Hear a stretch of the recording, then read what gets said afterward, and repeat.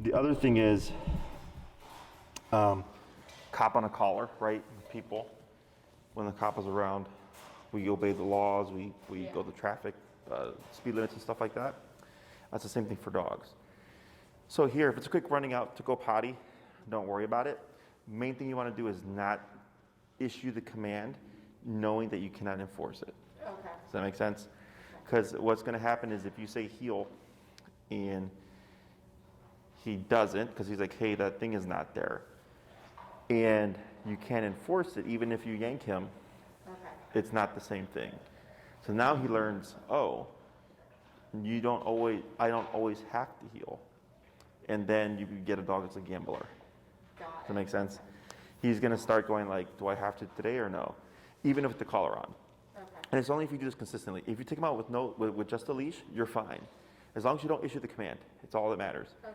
So like when people issue the heel command, that's why we do the break. And they'll say like, well, Jesse, if I tell my dog break and my dog is pulling, isn't that going to teach them to pull me? I don't know. Because when you issue heel, it's strict. The dog's at your side, they automatically sit, right? All that stuff you enforce. The only way that we create pulling as an issue is if you start the heel and one, can't reinforce it, or two, you just decide, well, I'm not going to do this anymore. Yeah. Without any clear differentiation, right? So once the dog hears break and the dog is pulling, doesn't matter. Yeah. Which is like, it's when they're actively in the heel and all of a sudden they start to pull, and you're like, well, you know what? He's been doing it for long enough. And you just go with it. And then he's learning, oh, heel isn't always as strict. Okay. Okay? Yeah. So no biggie on that. If it's quick running in and out, not a problem. Just expect that to happen. And then in terms of like in time, would Goose be able to walk in heel without the collar? That's like a yes or no answer. Okay. If you go on like YouTube and you look up trained dogs and stuff, you may see some dogs with no equipment on, completely naked, performing their commands. Yeah. But there's a lot of things you want to take into account. One, I always look at the environment. Almost always something empty or out in the field with nothing around them. Yeah. Okay.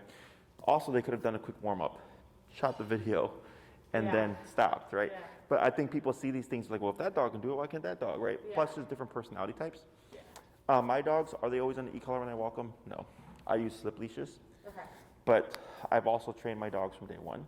Yeah. I've had my pit since she was 3 months, and the first 2 years of her life was training. Yeah. My Chihuahua, same thing, a lot of training. Plus, I'm really good with the slip leash. So, but they're if I said heel, it would be like 80% of what it is if I had the e-collar. Yeah. Does that make sense? Okay. So even for trainers, we're going to see a dip. But the thing is, we've put so much work into it than the average dog owner. Because this is our career. Yeah. Whereas for you, it'd be like just when you walk them and stuff like that. Yeah. Okay. Exactly. So, not an issue. Anything else? No, he's definitely like good as far as training. He, I would say, inside barking a lot more, but Okay. What is he barking at? anything and everything. I live in a building, Right. so if he hears someone like outside of my front door, like not the building's front door. So like if anyone comes through in the building and he hears them in the hallway, he barks at that. If he hears somebody talking outside, I live on a busy street and I'm on the first floor, he barks at that. He barks at anything and everything. If I'm cooking and like something makes a beep, he'll bark at me. Like he barks at everything. So. Okay. What have you done to correct it? Tell him to stop. Okay. and like. Did I talk to you about the bunker? I haven't. Okay. So that's what we're missing here. So, inside the home, if you're doing certain things like place command or whatever, you have your collar on, but of course that's not going to be on forever. Yeah. Outside, there's a lot of stuff going on. We want to have our tools. Inside, it's simply correct things you do not want. Okay. So like, for instance, let's say Goose was with my dogs, and Goose's barking annoyed my dogs. How do you think they would stop him? Barking back at him, or That's a guess. What else? or maybe biting him. Yes. Okay. They would nip or bite him. Now, of course, dogs don't really, they're not annoyed like we are about things like barking. But like, for example, if they wanted to stop it, they would simply bite him. Yeah. Okay, and they're using the bite as a form of correction. It's normal. It's their means of communication. It's how they correct their puppies. Right? If you've ever been to a dog park, I'm sure at some point you've seen dogs snap at each other. Those are corrections. Doesn't mean that they're being aggressive. Okay, so here, obviously with the e-collar, it allows us to bite on a button. Yeah. But if he's not always going to have the e-collar, we have to have some kind of aversive. So one common thing that people do is call their dog. So the dog's barking out the window. Hey, Goose, come. He comes over. He's like, what? You're like, good. And he's like, okay, are we done? And goes right back to barking out the window again. The reason why that's a problem is because you didn't tell him to stop barking. You simply called him over. He came over. Anything else? I'm done? Great. Back to barking out the window again, right? So we need to teach him to not bark out the window. Yeah. We don't care what Goose does in response. We just want him not to bark. Yeah. Okay. So what the bonker is simply a rolled up towel. Okay. And you can use hair bands, rubber bands to keep its shape. Okay. And then you literally use it to bonk the dog. Okay. So it's a soft but firm surface meant to deter behaviors. Okay. And there's a number of ways of using it depending on the dog. Let's say he's a softer personality type. Some people just use it and throw it nearby to startle the dog. Okay. So then every time he barks, and this happens, let's say he's on the couch barking and it lands right next to him and he goes, whoa, what the hell was that? Yeah. Right? And he's like, all right, and he stops barking. So I've done that with like some of his toys where like I'll, like, because if we're both sitting on the couch and he hears something in the hallway and I'm not quick enough to grab him to stop him, he knows that I don't like it. And he'll run over there, so then I'll like throw a toy to distract him and try to prevent him from barking, and he doesn't care. He's like, nope, I like. Right. But you said you're using it to distract him. Okay. We're using this to correct him. Okay. Right. So let's say if I just go plop, right, not gonna do anything. More like whap, right? Like it's gonna smack and like, what the hell was that? Yeah. So there's one, you go near the dog, and he goes, hey. Every time I try to bark, this happens. Yeah. Right? So then he starts to go, okay, I don't like that, so what happens if I don't bark? Nothing. Yeah. Right? The other thing would be him, directly targeting him. Okay? Yeah. So, and I have 3 videos I can send you. Okay. One is how to make one is how to use one, and one is a trainer actively using one. Okay? So the third one is the most important one. Okay? He's dealing with like a 4 to 6 month old boxer puppy, I believe. And the trainer's name is Gary Wilkes, and he's sitting on the ground, and he's got food in his hand, and the puppy's just being a puppy, being a brat, no rules. Yeah. And he uses the word no, and then you see him very firmly and forcefully correct the puppy, okay? And you see the puppy duck away, and then he's normal. The dog trainer, he's being neutral. Puppy comes back and he starts to feed him because the puppy's being more polite. He starts to pet him. And then at some point the puppy, gets stimulated again, correction, right? And then he continues. But his energy is neutral. He is correcting what he doesn't want firmly, but then rewarding what he does like, okay? In this case, you wouldn't have to worry about rewarding. You would simply correct firmly. The problem that people have with this is the physicality of it, okay? Because they think they're hitting their dog. So growing up, I was raised old school. My mom spanked me. Yeah. Someone could say, oh, your mom hit you? And if they said that to me, I wouldn't compute it that way. Like, I'm just like, no, like she spanked me, which technically, yes, I guess she hit me. Yeah. And yes, it hurt, but the intention wasn't to hurt me. The intention was to teach lessons, right?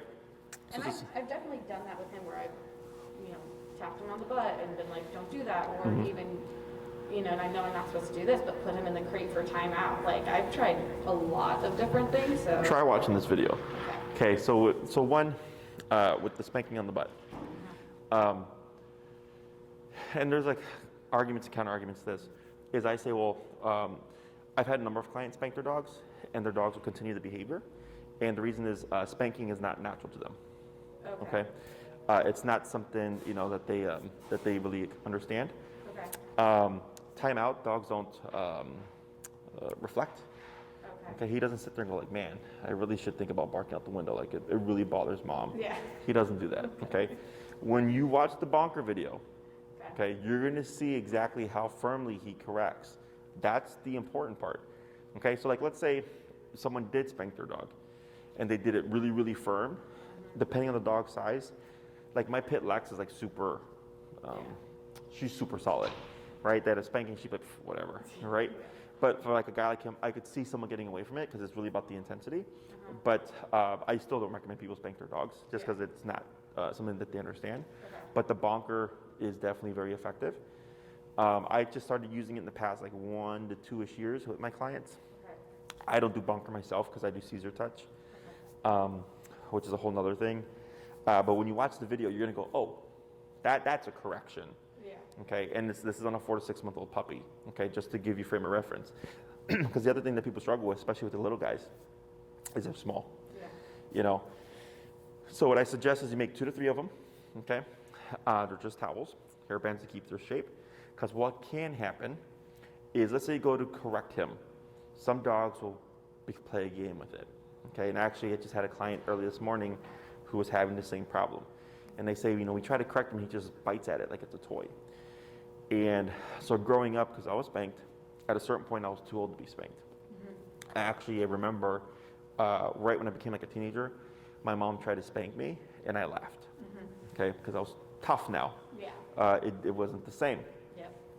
So she was like, oh, you think this is funny? So she continued to spank me until she made me break, right? Because you keep getting spanked in the same spot, it gets sensitive, it hurts.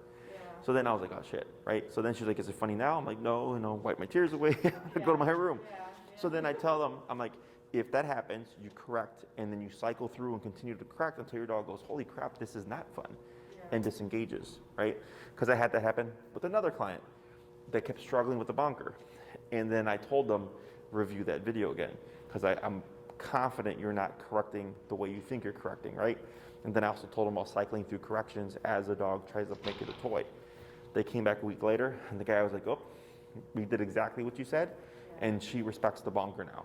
Now when she sees it, she's like, nope, don't want anything to do with it, right? So every dog's different. Don't worry about, because there's the whole discipline and abuse thing, right?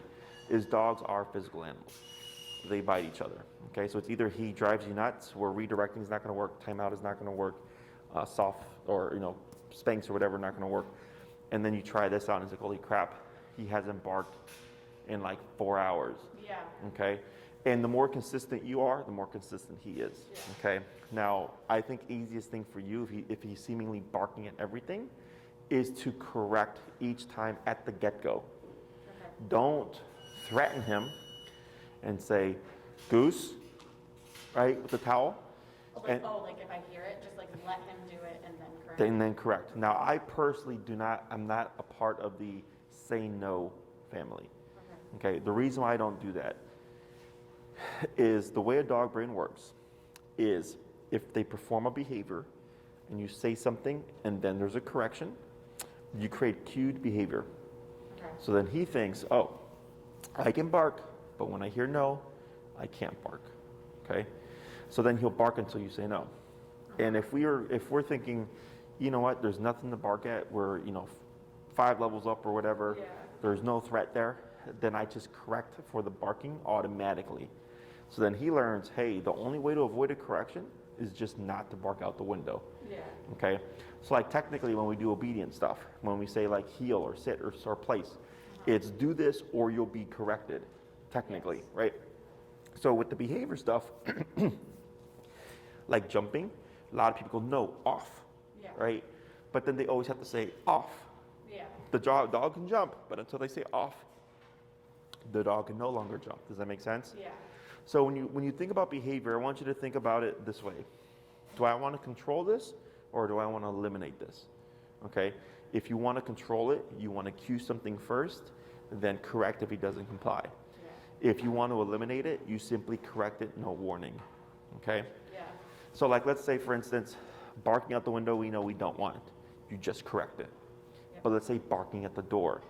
Maybe you do want that because it's some kind of security, plus it's your door, so that does have something to do with the home. Right? So then you would say something like quiet and then correct. Does it make sense? So you're not teaching them to not bark at the door. You're teaching them don't bark out the window. The door you can bark at until I say quiet. But once I say quiet, I've acknowledged you, you no longer bark. Does that make sense? So that still gives you your security. Take a look through the peephole or whatever. Oh, it's my friend. Come on inside, right? So whenever he does any kind of behavior, real simple. Do I want to control or do I want to eliminate? Okay. Questions on that? Nope, that makes sense. And if, because I have another client right after you can shoot me an email. Okay. I'll try to remember, but just say, hey, Jesse, send me the videos, and I'll know to send you the bonker videos. Okay. Okay? Yeah. Other questions? No. Yeah, that's the biggest issue with him is barking. So Okay. I'll definitely try that out because I've tried everything and anything. I've tried, food motivators, all of that. So yeah, I'll definitely try it. And Yeah, because you can technically use your remote as well. Okay. Okay, because that isn't, remember, Yeah. remote is both do this and don't do this, right? Mm-hmm. Except when the collar's on, he's not going to bark. When the collar's off, he's going to bark. Exactly. Yeah, so this is that bridge between those two things. Okay. Okay? Yeah, that makes sense. Because, he's a great dog when the collar's on. I rarely have to use this. Mhm. But he's also, like, shaking and nervous. Yeah, he's under stress, yeah. Yeah. And so as soon as it comes off, he's, like, just a whole nother. So actually that raises a point here because this is very similar to my other case. The one that I mentioned, their dog that was a game that the cycle through it and they came back a week later like, oh, the dog respects the bonker now. Is, let's say you're in the home, you remove the collar and he goes into relaxation mode and is like, does he get excited and like, does he zoom around or does he just kind of like perk up and like walk off and like lay down? I'd say he gets excited. Like, he's like, all right, like, I'm gonna, I'm king of the castle again. Like, So what you can do, and we can play this by ear, is definitely start with correcting the barking and anything you don't want. Okay. But there's also this pattern of once we remove the tool and him going, yeah, free dog, right? Yeah.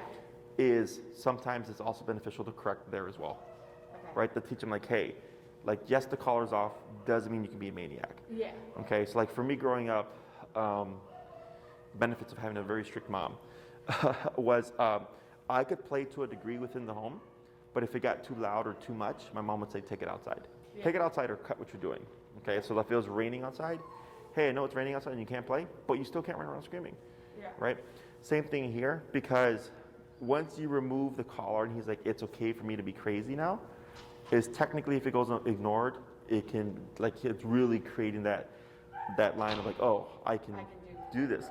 So what I would do, if needed, is I'm correcting for the barking, obviously, but then when we remove the leash or the collar, if I see him getting too spunky, I'll correct for that too. I'm like, hey, yes, the collar's off, but no need to throw a party. You still have to behave yourself. Yeah. Okay, so you're just putting rules. No excitement when we're in the home. When we're out on the walk and you get break free time, you can then be excited and run around and play. Okay, Yeah. so dogs learn by association, much like people do. So like growing up, if my mom was like, we're going to church, I'm like, oh, all right, going to church. Yeah. When she's like, hey, we're going to Disneyland, I perk up and get really excited because we know what they mean. Same thing for the dog.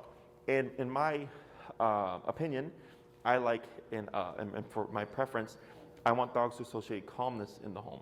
Yeah. Okay, in the home is when we relax, we're nice and calm. Outside when you're on a break and you're on the grass in your own time, or if you're at the dog park, the dog beach, or whatever, then you can run around, you can zoom around, you can be a dog, you're free. Yeah. And then once I call you back to being calm and focused, and then we go home, okay? So I always tell everybody your house, your rules, but that's also like another thing that gets overlooked, is because people think, oh, but my dog's so happy. I'm like, it's not that they're happy, it's that they're excited or stimulated, but then that also already puts them here. So then when the littlest thing happens outside, now it's just pushing them over, as opposed to being at a 0 to 1 in a calm state, where it's going to take more to get them to escalate to that barky, loud behavior. Okay? Any other questions? No, they're all good. So here, it actually, from what I'm seeing, like, I know we haven't done anything yet. Once we start, he's gonna start to get nervous. Like his here, like when we started out, he was a little nervous, but he's actually starting to relax more, okay, and more quickly. So that's good. So continuous exposure, of course, helps dogs get over pressure.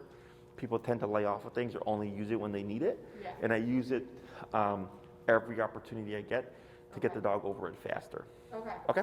Okay. So we've covered the heel, we've done place. I think last week, did we do stay? Was it? Yeah, we did like the half moon. Yep, okay. Okay, cool. So what we're gonna start today then is recall, Okay. which is come when called, which I think is gonna help open up a lot more things for you, Okay. especially for him in terms of how he perceives things. Yeah. So now it's like, hey, I can go to the park, have him on a long leash, let him be a dog. If he wants to, some dogs are just too glued to their owners, so. Yeah. But as they get exposed to it, they're kind of like, oh wow, like there's more to life than just, walking and all that stuff. Yeah. So we'll start that. Do you happen to have a long leash of your own? I do not. Okay. This is the longest. So what you'll do is you go on Amazon. Okay. We have some that we use here. Is on Amazon, they're like $8 to $12. Okay. Nothing fancy. The length I recommend is 30 feet. Okay. That tends to be the perfect length, okay? Hey, buddy. I'm gonna take this one off, put this one on. Okay.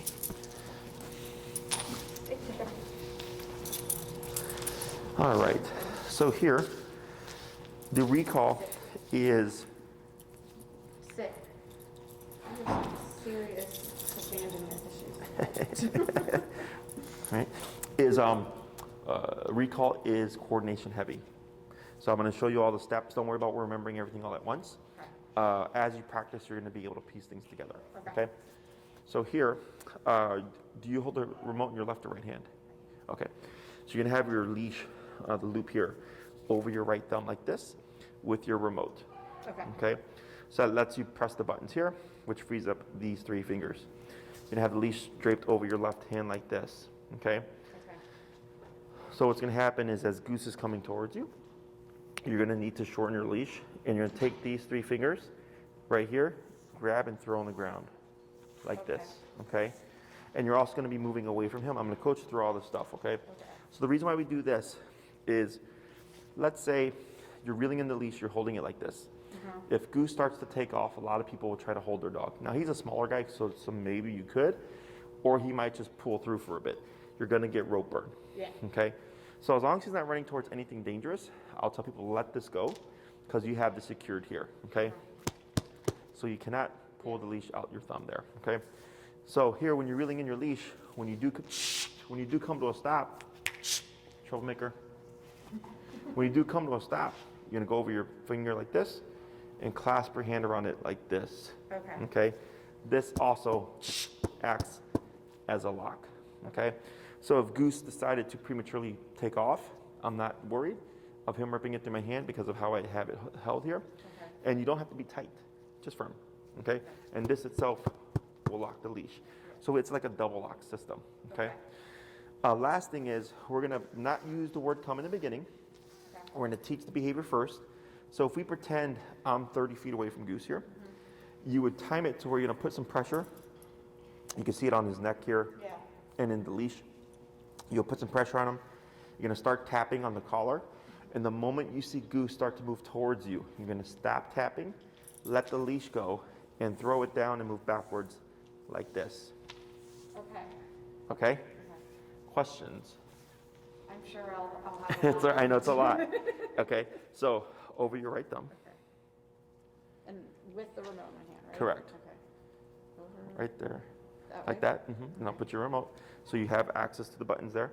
Okay. And then these 3 fingers, so you place the leash over your left hand, and then with the 3 fingers, you can grab the leash and throw it down. Okay, that's how I go about it. Okay. And then, when you're ready to lock it, over your pointer finger, and then clasp, like that. That Okay. locks your leash, Gotcha. okay? So just as a natural habit, just Okay. you can just flip like that. Yeah. So anytime you come to a stop, or whenever you just have decided, I'm only gonna, like this, I'm not gonna reel in any more leash, you just automatically always clamp it. Yeah. Because Okay. it'll, if for whatever reason he were to take off or something, it prevents that potential rope burn or him ripping the leash out your hand, okay? And I've Okay. had it happen to people, Yeah. so it sucks. Yeah. So what we're gonna do here is, what is our number currently set at? 14. Let's go down to 8. Because whenever we teach anything new, we do go down low. Okay, and I'm gonna have you go ahead and move back towards that wall to get some distance here, while I have Mr. Goose here. such bad separation anxiety. Okay, he's like, what's going on here? Okay, so here, go ahead and reel in a little bit of leash. And you'll start to feel a little bit of tension right there. Can you feel that? Yeah. Okay, so right there, now you're gonna start to tap on the button. Tap, tap, tap. Okay, go ahead and bump it. Let's go to 11. Tap, tap, tap. Let's go to 15.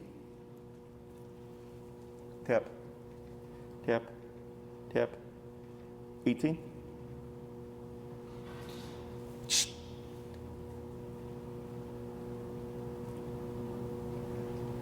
Tap, tap, tap. 22. Ah, I know what the problem is. It's not on. Huh? It's not on. Oh, it's not on? Yeah. So let's try pairing it real quick.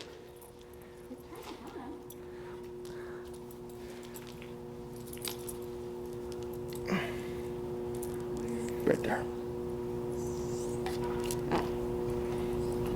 Okay, let's hold for a sec. Oh, that's why. It's dying. Dead. No worries. Doesn't this say Oh, the battery? that is only for the remote. Oh. Yeah, it's okay.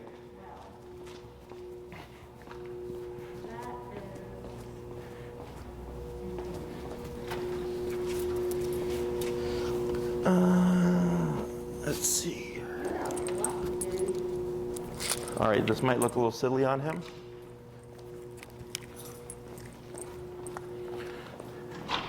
So go ahead and take off his current collar.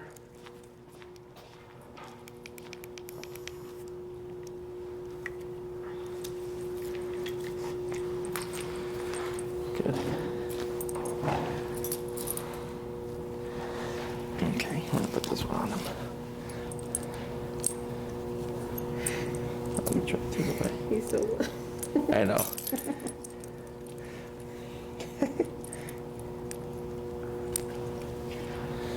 This collar is actually fitted with like thick coated probes, so it should help still get us good contact. Oh, he's got a tiny little neck.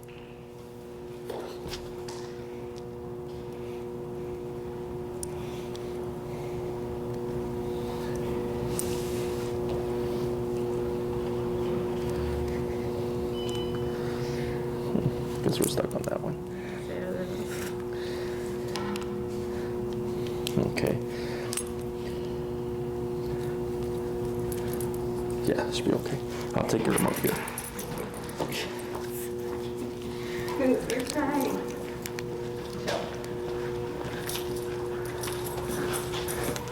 Yeah, the battery on the collar is separate from the remote. Okay.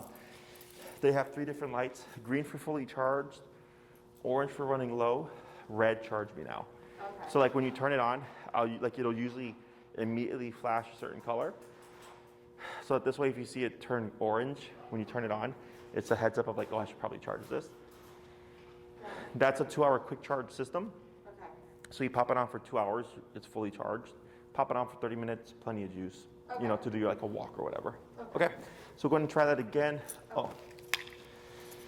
Here, I'm already at 8. It's the same setup as your collar. Okay.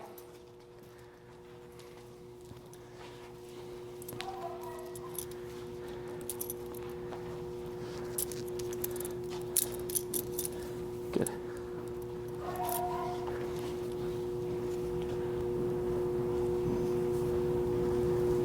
Tap, tap, tap, tap.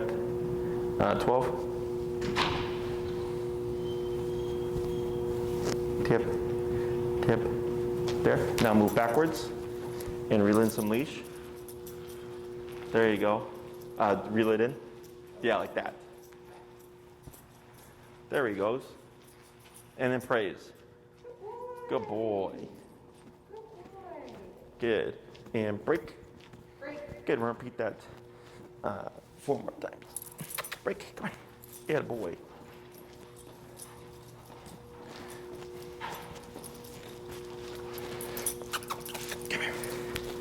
Come here. And boy. Wait a second. Okie dokie.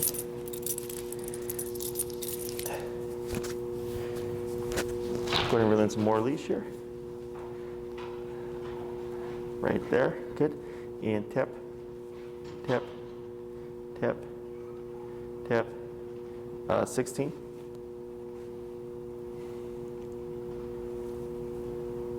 Tap, tap, tap, tap. 20.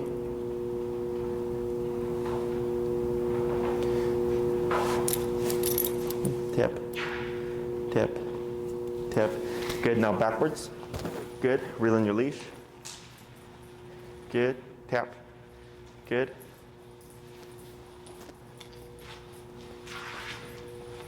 And praise. Good boy.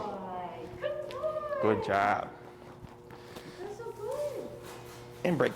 Break. Come on.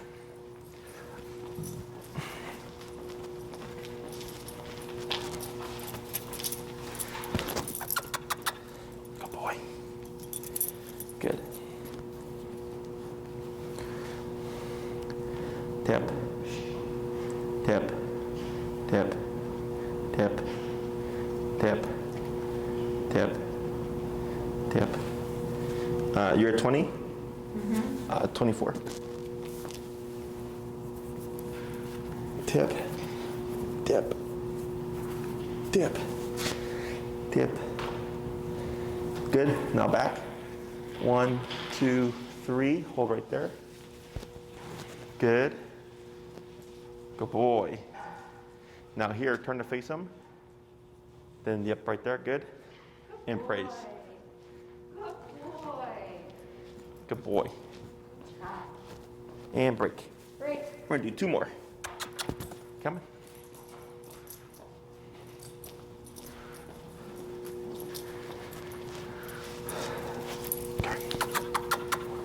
Yeah, boy. Good.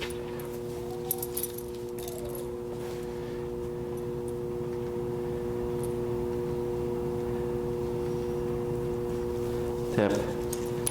Good. Now backwards. 1, 2, 3. That's good.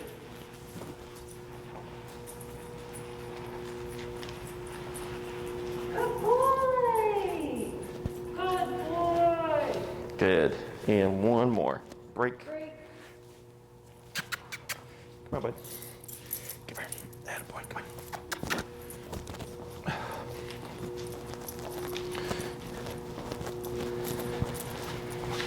Good. And you're at 24, right? Yes. Let's try 28. 20. 28? 28. Yep. Good. And a little bit of pressure, yep. Tip. Tip. There you go. Now backwards. 1, 2, 3. That's good.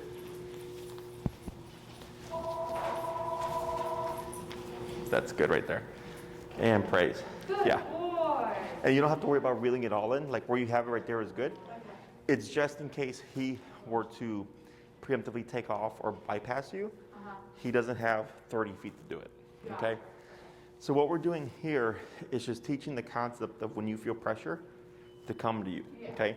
So what we're gonna do now is we're gonna flip it, because instead of pulling and tapping, you're gonna start tapping first, and if he doesn't respond by the second or third tap, you're gonna keep tapping and then start to pull and move back, Gotcha.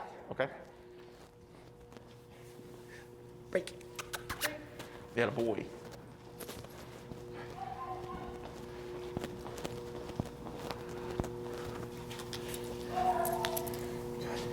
Come here, buddy. There we go.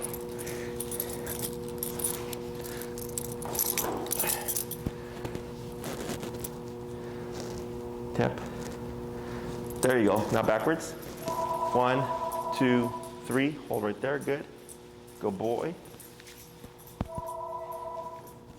Good boy. You're good. Okay, I'll bring them out later. Break. 4 more. Come on.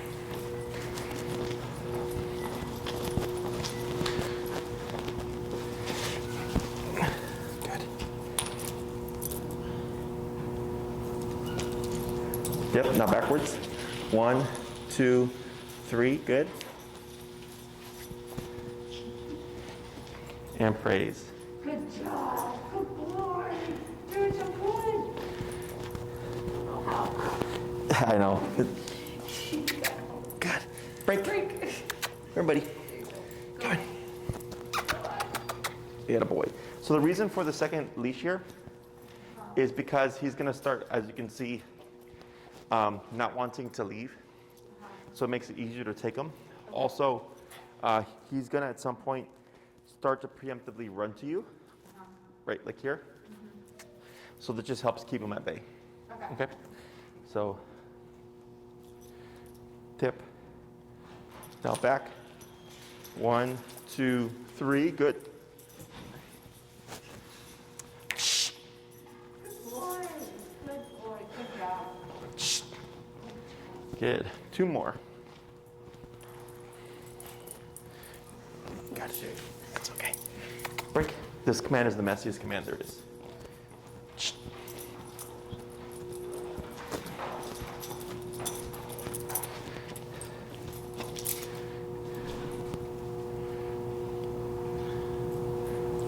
Tip.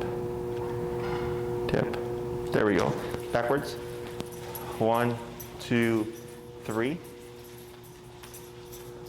Good job. Good boy. Good. And we're gonna do 1 more. Break. We got a boy. Break, break, break. Good. Come on. Good boy. Come on. Good. Good boy. Good. Go ahead and come a little bit more forward. That's good right there.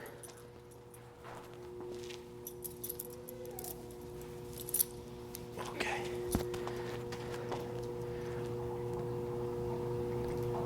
There we go. And back. 1, 2, 3. And praise. Good. Go ahead and bring Goose like in the center here.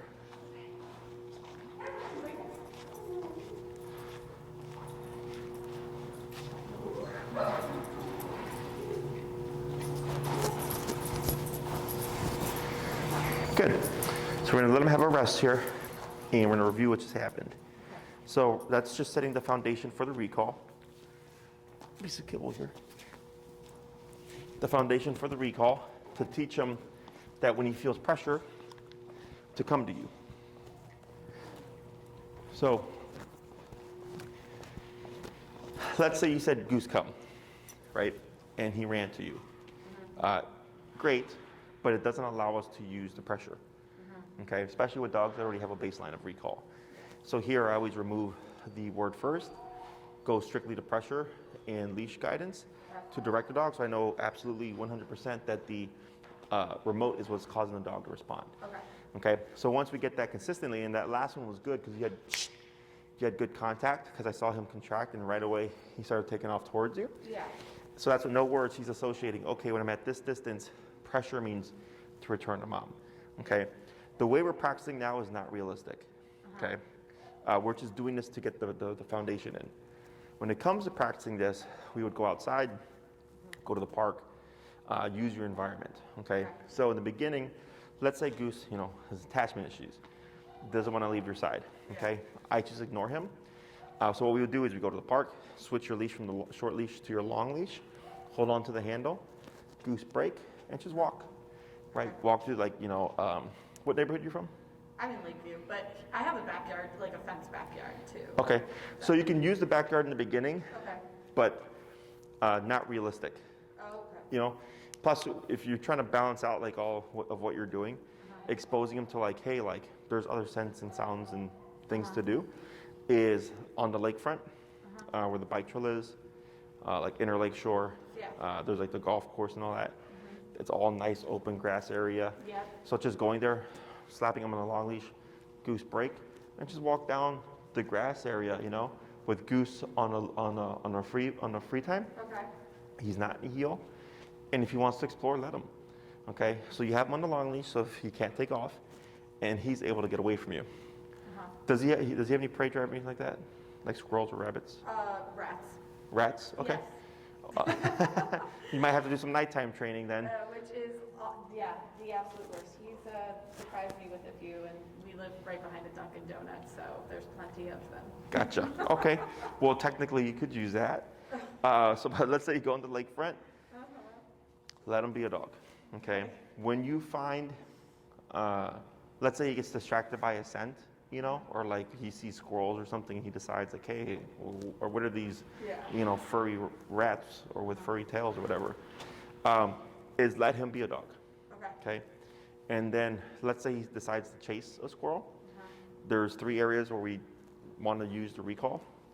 One is mid-pursuit, as he's chasing the squirrel or the rat, as he gets there, right? So let's say the rat runs into underneath the garbage can. Just as he gets there, we issue a recall, or as he's been engaged for a period of time. So like, let's say he's scouting the base of a dumpster can, trying to find the rat, right? Let him. Okay. For the sake of training, if you want, right? Your dog, your rules. And then let's say after a minute or so, you're like, okay, that's enough. Goose, come. Okay. To recall him. So you're practicing at different points in pursuit, as it gets there, and as he's been engaged for a bit. Okay. Because if you always call mid-pursuit, he'll be fine there, but the other 2 he won't be. Okay. So we mix it up. Also, I don't always recall him. Okay. So like, let's say he does have a thing for squirrels and he's barking up the tree. Instead of always calling him at the end, instead I might just reel him in with the leash and walk away with him still going crazy for the squirrel. Okay, so I'm not against dogs being dogs. I'm not against them chasing things and all that stuff. They're dogs. I just want to know I have control. So I utilize or harness prey drive to help me create more realistic obedience. Because typically when people call their dogs, they're chasing something, they're running away, or they're running towards something they shouldn't. It's almost always running away from the owner. So I tell everybody, practice to that degree if you can. Okay. I don't do recall from stay or from sit or from down or from place, because it's not realistic. You know, he's not going to be sitting there waiting for you to call him. Just like this isn't realistic, but it's just for the sake of getting the exercise in. That makes sense. So then, let's say you go to the lakefront to practice, and you do like 20 minutes every day. You don't want to call them 100 times within 20 minutes. You would call them randomly. Okay. So like, let's say one day you just let them for 20 minutes be a dog and explore and have a good old time. And I call them 1 time at the end. Then we leash up, we go home. The next time, I might call them 5 times, and then 3 times, and then 1 time, and then 1 time, and then 2 times, right? I'm randomizing how many times I call them so we don't create a pattern. Okay, because what's going to happen is if you call him too many times, he's not going to want to leave your side. So if you were to mix it up and do like 2 times, and then the next time 1 time, would it be like having him come in and then break to like go back out and play? Yep. You would release him to go back to what he was doing, which is, so like one of my favorite things to do is if I have a dog that chases squirrels, super easy. I let them do the squirrel chase. I'll do a recall. I'll wait for a second or 2 because typically they'll be tempted to want to re-engage. Then I'll go break to release them and let them go right back to it. So we have distraction and reward. Okay. So here, for Goose, when you're calling him randomly throughout these times, don't worry in the beginning. Like today, like his recall was like slow, right? He was kind of trotting over. That can get faster with time as he gets more comfortable with pressure, and just like also just the balance of like I can actually do stuff. And he's going to be more pumped to want to come back to you because of the environment. So we can create speed over time through practice. Otherwise, we can also use pressure to incentivize the dog to move faster. Okay? But at this stage, I don't worry about speed. I simply worry about getting the dog to return. In the beginning, I was saying back, right? 1, 2, 3. So typically, once the dog starts moving towards you, I do 3 steps back. Okay? It's to give a visual. So like, let's say Goose were to be out of earshot, or he can't hear you. He feels the collar. He knows that means something. He starts to scout for you, and then he can't hear you, but he sees you moving backwards. that gives him the visual of, oh, I need to return. Okay, so kind of like, so for dogs, heel is you're walking like this to him. So he knows this, right? Stay, and then you walk out with that right leg. Here, the visual is backwards, okay? So to this day, if you ever see me with my dogs and I call them, you'll see me always take at least 3 steps back, okay? And you can do more. But the typical rule is 3. And like, let's say you call Goose, you're tapping him, and you're moving back. He starts to come towards you, and then you stop. And then he stops and decides to venture off that way. You would turn to face Goose and move back again, start tapping, right? So that's why at that one point, he kind of went that way, and I said turn to face him, but then he had already started moving towards you. Yeah. So you're always facing Goose, but moving away from Goose. Okay? And one thing people tend to do is, like, let's say where that spot is, when they call their dog, the dog lands here, and they go like this, good boy. But you did part of the work, right? Because I went to. You went to him. So instead, we want him to finish that off and come to us. Okay. So I want Goose, and what he was doing was great, in your immediate space. Okay, so once he came to you, within 2 to 3 feet of you, I don't care where he lands, left, right, front, back, or between your legs. Okay. I just care that he's in the immediate space. Okay, so the reason why we do this is if I accept the dog landing here, is over time, it becomes the bypass, or a bypass, where the dog will slow down, like they're gonna stop next to you, and then they take off again. Okay, so when you make them return to you 100%, less likely to do that. Okay, also less likely to prematurely leave you. So like if you call them off of something, less likely to go back to it, this is why I insist the dog gets so close. Okay, so that's why at the end we kept saying break, right? Letting him know, like, now you can leave, as opposed to me just grabbing him and walking away. I wanted him to already start associating, oh, I need permission to leave mom also from this command. Yeah. Okay, questions? Nope, that makes sense. So what we're gonna do is we're gonna start layering the word come. Everything stays the same. You're gonna be over there, Goose come, and tap. And keep tapping until he responds or move backwards, okay? Now, if you say Goose come and he starts to move towards you, before you tap, you still wanna tap. Okay. At least once. And I'll explain why at the end, okay? Okay. Alrighty. So I'll take green leash here. Thank you. Break. Come here, bud. Great. Come here. Come here. Come here. Hey. Goose, goose, goose, goose. Come here. Come here. Good boy. So you see how he's wanting to go back to you now? Yeah. Right.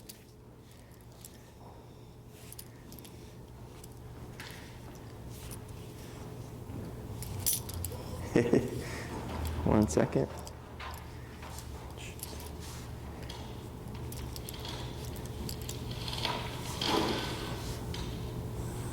Goose come. And back. 1, 2, 3. Good. And break. Break.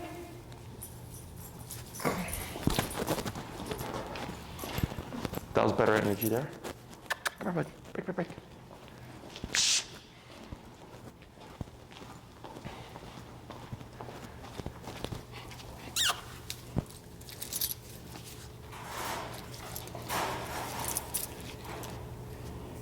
Goose come.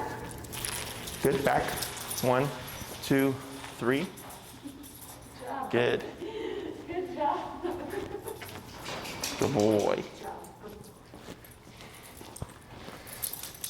Break. Break, break, break. Come on.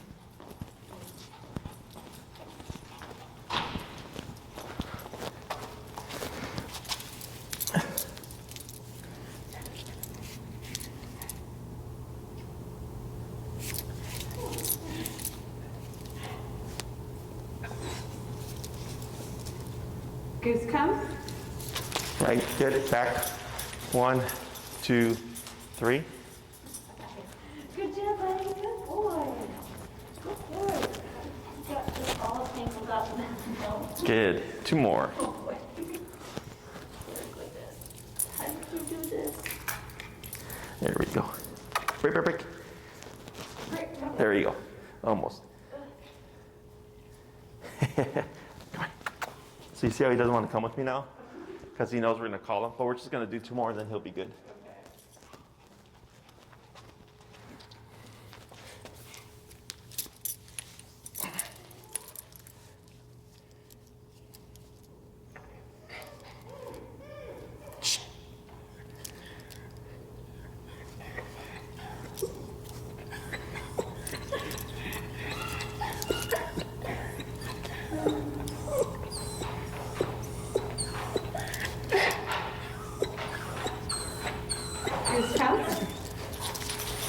Good. 2. I was hoping he'd calm down a little bit. Good boy. He was what? I was hoping he'd like sit, so that's why I was waiting a little bit longer, but. Oh, sure. No, it's fine. He's already getting savvy to the pattern.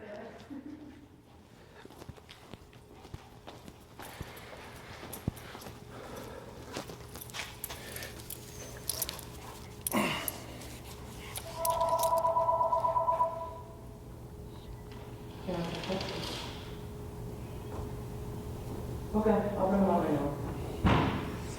Okay. Goose, come. 1, 2, 3. Good job. Good. Good job. And break. Break. Good. We're going to bring him over.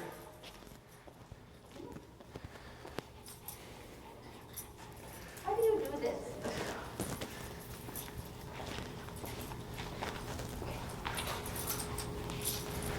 There we go. You're not sure. So here, we're going to switch back to your leash. Okay. Well, actually, yep. Come here, buddy. A lot of clips here.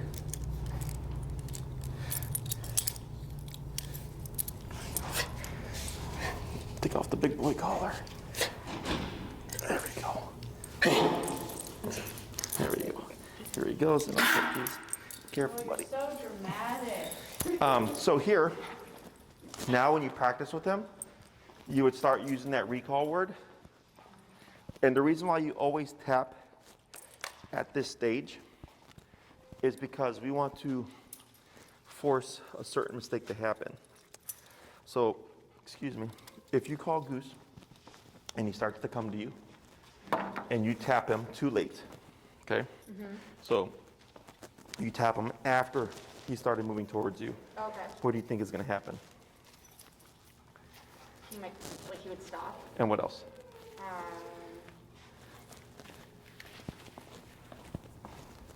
Trying to think of all the different things that we've used it for.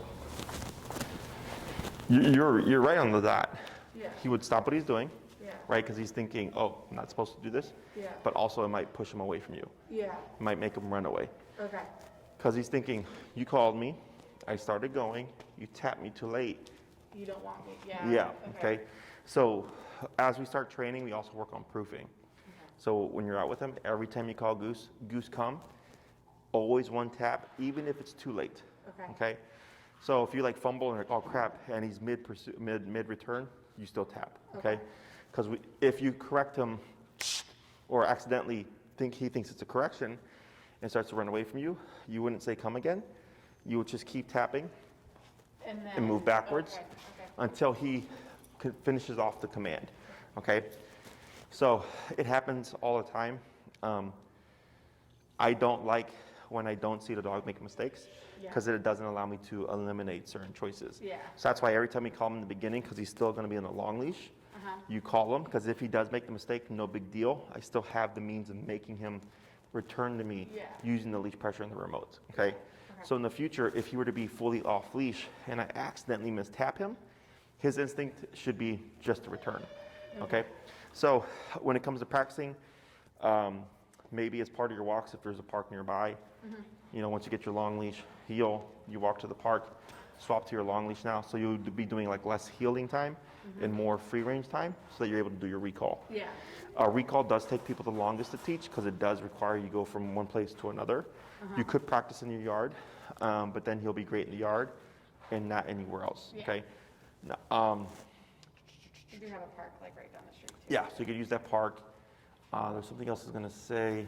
Practice. Oh, you can also do short distance recall, which would be the length of your leash here. Okay. So like, let's say Goose is peeing and pooping or he's on his own time, and like you see him get distracted by something, you sneak away as far as you can and get ready, and at the end, Goose come, tap, move back. Okay? So that's what we call the short distance recall. Not realistic, but it allows you to practice more frequently. Okay. Okay? Anything else? No, I'm excited for this one. It's even like, I mean, we'll definitely do the, park and backyard, but the backyard is where he doesn't listen to me the most. So Gotcha.